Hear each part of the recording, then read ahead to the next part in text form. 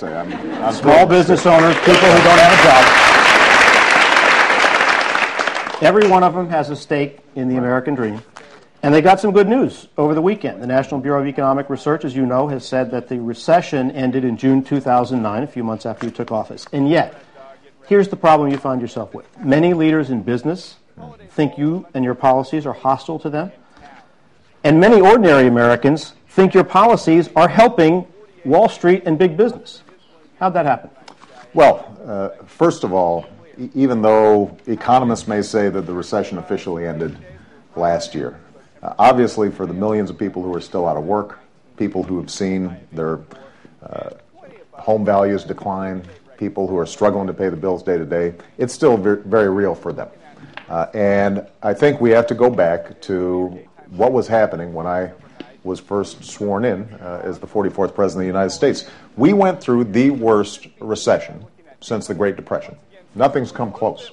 In fact, if you look at the consequences of the recession in the 80s, the recession in the 90s, and the recession in 2001, you combine all three of those, it still wasn't as bad as this recession that we went through. So the month I was sworn in, we lost 750,000 jobs. The month after that, 600,000. The month after that, 600,000. This is before any of our plans had a chance to take effect. The financial markets were on the verge of meltdown. And the economy was contracting about 6%, by far the largest contraction we've seen since the 30s. You combine all that, and what that meant was that we had to take some steps very quickly just to make sure that the financial system was not collapsing, that people could get auto loans, could get student loans, that businesses, large and small, could get some financing to keep their doors open and to keep their payrolls on track. And in addition, we had to make sure that we didn't slip into a Great Depression. Now, we've done that. Those programs that we put in place worked. So now you've got a financial system that is stable.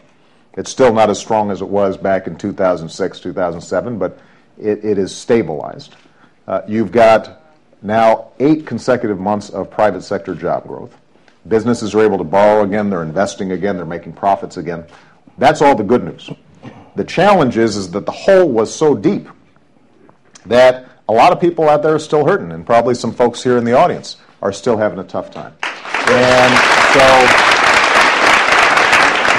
so the question then becomes, what can we now put in place to make sure that the trend lines continue in a positive direction as opposed to going back in the negative direction? Last week we got some good news. After fighting for several months, we finally got a small business tax cut bill in place so that we're eliminating capital gains for small businesses and startups, making sure that they can get loans because small businesses are the ones that have been hardest hit in terms of not being able to get capital. We have put forward proposals, for example, to accelerate investment here in the United States instead of overseas in research and development and plants and equipment that could put people back to work.